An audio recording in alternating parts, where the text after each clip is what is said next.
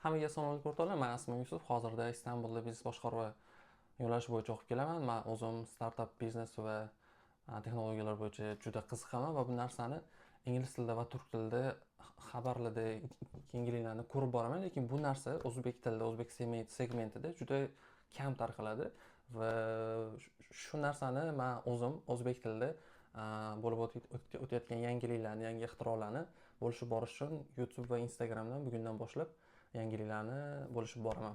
O'rtoqlar, bugun oxirgi bir haftada bo'lib o'tgan to'pon yangiliklarni aytib o'taman. Birinchisi, Google o'zini Gemini 3 Pro modelini tanitdi. Ikkinchisi, Saudiya Arabistoni Amerika Qo'shma Shtatlariga $1 trillion investitsiya kiritishni aytib o'tdi. Uchinchisi, Amerika Qo'shma Shtatlari Manhattan Project Apollo'ga o'xshab turib, o'zini davlat tarafidan yordam beriladigan Genesis Mission nomli yangi proyektini tanitdi. O'zbekiston ham o'zini Uzbekistan Enterprise nomli yangi loyihasini tanitdi. O'zbek startupi bo'lgan, hozirda Silikon vodiysida ish olib borayotgan Humanola startupi $2.5 million investitsiya oldi va boshqalar haqida gaplashamiz. Birinchi yangiligimiz o'rtoqlar, Google o'zini Gemini 3 Pro modelini tanitdi. Hozirda bilasizlar, bu sun'iy assistentlari borasida boshqa ba'zi firmalar bor. OpenAI, ChatGPT'si bor. Anthropic'da Claude va Opus nomli sun'iy agentlari bor. Elon Musk'da Grok nomli agenti bor va bir nechta bor va bularning orasida hozir Gemini o'zining yangi modeli 3 Pro bilan yetakchilikni o'z qo'liga oldi ba'zi testlarga qaraganda. Xo'p, buni boshqa sun'iy ong modellaridan qanaqa farqi bor deydigan bo'lsak, birinchi o'rinda bu faqat tekst bilan emas, balki rasm va video bilan ham integratsiya qilishingiz mumkin. Ya'ni avvallari tekst yuborardik, shuni nima qilardik, lekin bu orqali masalan bitta videoni yuborib, uni ichini analiz qilish yoki uni ichidan kerakli ma'lumotlarni to'plash mumkin bo'ladi. Nano Banana'ni Pro modeli chiqdi o'rtoqlar. Bu esa eski modeli bo'lgan 1.5 flashga qaraganda anchagina rasmlari sifatli holatda chiqarib beryapti. Ba'zi rasmlarni qoldiraman, ko'rishinglar mumkin. Uchinchisi o'rtoqlar, bu yangilik bo'ldi, oldin yo'q edi. Hozir bilasizlar, vibe coding juda rivojlanib boryapti. Vibe coding nima degani deydigan bo'lsanglar, prompt orqali dasturlash, ya'ni kod yozish. Siz kod yozmasdan turib tasvirlash orqali nima olishingiz mumkin? Sayt, dastur yaratishingiz mumkin. Ya'ni siz uni o'zgarliklarini yozasiz. Uzr, men o'zbekchada ba'zi so'zlarni bilmasligim mumkin. Misol uchun aytasiz, meni saytim oq va qora rangida bo'lsin, mana shu shrift foydalansin, mana shu mavzuda bo'ladi, ichida bu yozuvlar bo'ladi. Ya'ni siz hech qanaqa programmistlikni bilmasdan turib sayt, dastur va boshqa dasturlashga oid narsalarni yaratishingiz mumkin bo'ladi. Va uchinchi yangiligimiz bu agent mod keldi. OpenAIda bordi bu va boshqa modellarda ham bordi, lekin Gemini'da yo'q edi. Birinchi marta o'zini agent modini tanitdi Gemini. Tushunmaganlar uchun agent mod qanaqa? Agent, ya'ni ajan, siz topshiriq berasiz, u narsani sizni o'rningizga bajaradi. Misol uchun aytasiz, men deylik 1-dekabrdan 8-dekabrgacha bo'lgan vaqt mobaynida Misrga sayohat qilmoqchiman, menga eng arzon biletni top yoki bo'lmasam men uchun shu narx oralig'ida sumka olmoqchiman, sifati bunaqa bo'lsin, rangi bunaqa bo'lsin deb aytasiz, u sizga o'zi topib beradi. Ikkinchi yangiligimiz o'rtoqlar, Saudiya Arabistoni Birlashgan Amerika Qo'shma Shtatlariga $1 trillion investitsiya kiritishga qaror qildi. Bu qanday amalga oshdi? Yaqinda Amerikaning prezidenti Donald Trump O'rta Sharqda ziyorat qilgandi va Saudiya Arabistonida $600 million investitsiya haqida gaplashilgandi. Saudiyaning shahzodasi bin Salmon bilan va hazillashib aytganda, men bu narsani $1 trillion gacha chiqaraman deb va bu narsa amalga oshdi. $1 1 trillion dollargacha investitsiyani ko'tardi Donald Trump. Bu qaysi yo'l orqali bo'ladi? Saudiya Arabistoni pul tikadi Amerika Qo'shma Shtatlariga va Amerikadan zamonaviy texnologiyalar sotib oladi. Bu chiplar bo'lishi mumkin, data center bo'lishi mumkin va shunga o'xshash zamonaviy nimalar bo'ladi. Ya'ni ikki taraflama plyus bo'ladi. Va bu doirada bilasizlar, Nvidia'ni chiplari bor. Juda ham sifatli tarzda nima qiladi.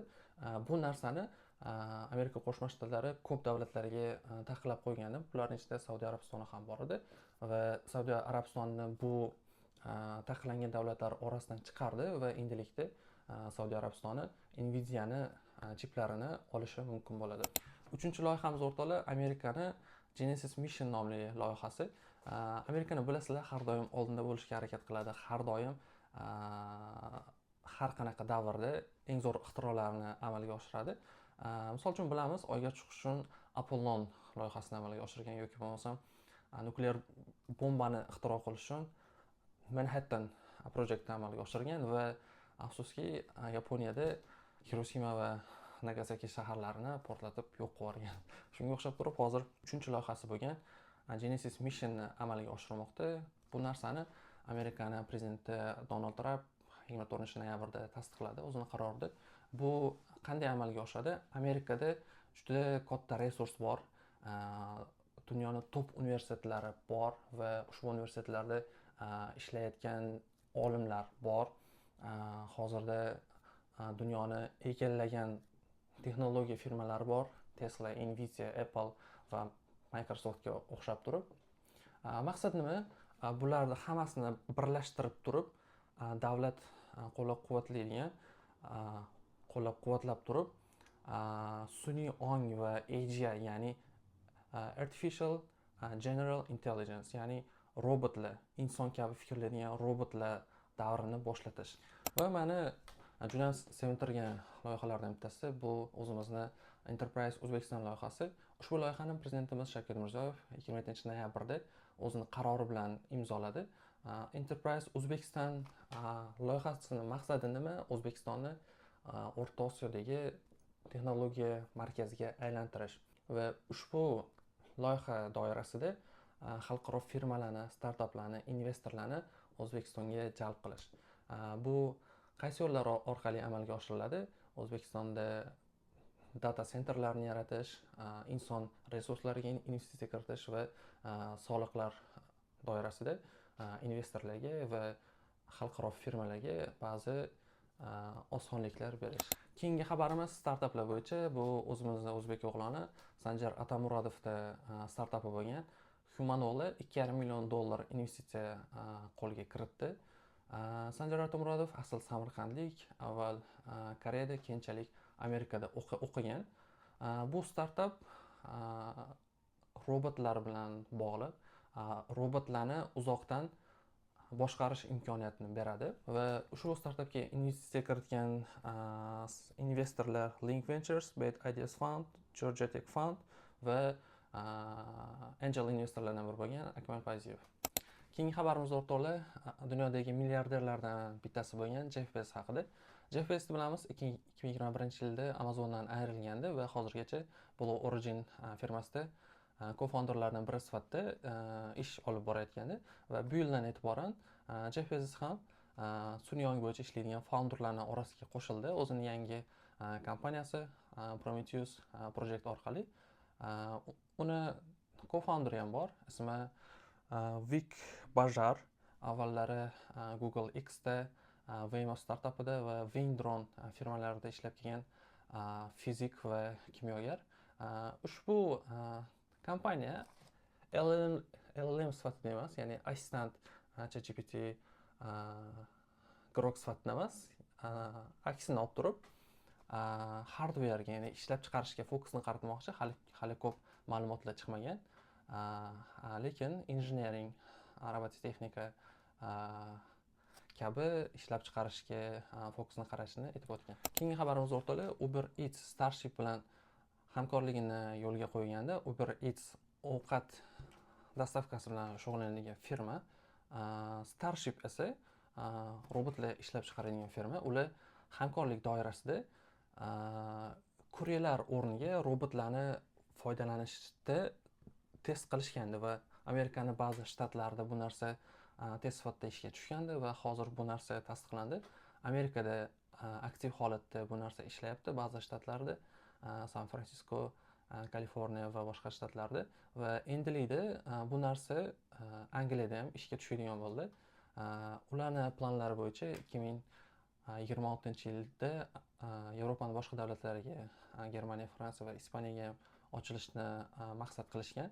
Endilikda bu bilan insonlar bajaradigan ishlar kamayib borishda davom etyapti. Kuryelarning ishi bu robot bilan kamayib boryapti degan ma'noda, ya'ni ish yo'qotishni boshladik robotlar va sun'iy ongga. Robotlarga oid yangiliklarga to'xtalamiz. Bu Sunday Robotics firmasi anchadan beri ish olib borayotgandi, lekin xalqqa hech narsani aytmayotgandi. Faqat yopiq eshiklarning orqasida ishlab kelayotgandi. Va u o'zini yangi robotni tanitdi. Ismi Memo. 7/24, ya'ni 7 kun 24 soat sizga yordam bera oladigan robot. Asosan uy ishlarida sizga yordam beradi. Bunga misol uchun idishlarni yuvish, kirlarni yuvish, kirlarni ilish yoki bo'lmasam musullarni tozalash kabi hozircha eng sodda ishlarni amalga oshiryapti va bu narsani ustida yana ham ishlashga harakat qilishyapti injenerlar. Va bu inson ko'rinishiga ega, bo'yi 1.70 cm, ishini yurishini osonlashtirish maqsadida 4 ta ballonda yuradi. Va uni asoschilari oldin Google va Tesla'da ishlagan injenerlar asoschilari hisoblanadi. 2026-yilda test sifatida ishlatishmoqchi. Keyinchalik bo'lsa ommaviy ishlab chiqarishga o'tish niyatlari bor. Hozir bilamiz, bu borada raqobat ancha kuchayib boryapti. Figure AI bor yoki Tesla'ning Optimus AI bor va shunga o'xshash nimalar. Ya'ni bozor paydo bo'lyapti bu narsa bo'yicha, ayniqsa Amerikada va Xitoyda. Taxminimga ko'ra, yaqin 5 yil, 10 yil ichida bu narsa уже oramizda robotlarni ko'rish oddiy holat bo'lib qoladi deb taxmin qilayman. Va eng oxirgi xabarimiz o'rtoqlar, bu VR dunyosi haqida. VRda bilamiz, ochki taqish orqali telefon sifatida uni foydalanishingiz mumkin yoki bo'lmasam turli boshqa funksiyalari bor. Va bu borada aktiv holatda ishlab kelayotgan Meta firmasi o'zini yangi dasturini ishga tushirdi. Buni ismi Sam va Sam 3D dasturi. Bu dasturning funksiyasi har qanaqa rasmni 3D formatga o'zgartira oladi. Ya'ni siz bitta binoni rasmini yuklab turib 3D formatini olishingiz mumkin yoki bo'lmasam keyinchalik 3D formatni olib turib unga o'zgartirishlar kiritib, rangini o'zgartirib render qilish imkoniga ega bo'lasiz. Bu menimcha o'yin yaratuvchilari va arxitektorlarning ishiga ancha osonlik kiritadi. Ya'ni oddiy rasmdan turib 3D fayllarni yoki boshqa nimalarni olishlari mumkin bo'ladi. Bugungi xabarimiz bular edi o'rtoqlar. Kanalimga obuna bo'linglar. Yana ko'proq yangiliklarni bo'lishib borishga harakat qilaman. Sog' bo'linglar, omon bo'linglar.